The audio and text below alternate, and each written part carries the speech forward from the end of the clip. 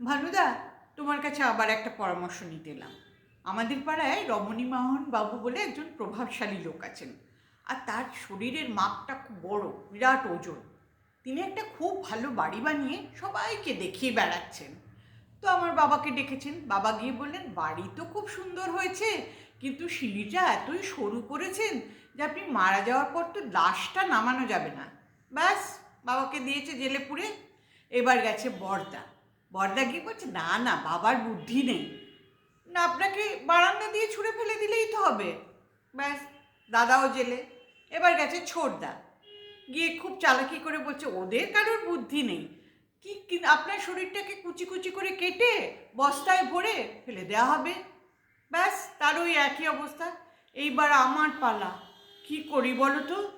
ওমা, এটা তো খুব সোজা। তুমি গিয়া কইবা যে রমণীমোহন বাবু, আপনার তো পুত্র কন্যা কেউ নাই, তো আপনার মুখে আগুন দেওয়ানের তো ব্যাপার নাই, তো আপনার বাড়িটা শুদ্ধ জ্বালায় দিলে দুইটা কাজই হয়ে যাইব। আমার দর্শক বন্ধু নতুন যারা যোগ দিয়েছেন তাদের অনেক স্বাগত জানাই, এবং আরেকবার বলি, ফলো বাটনে ক্লিক করুন।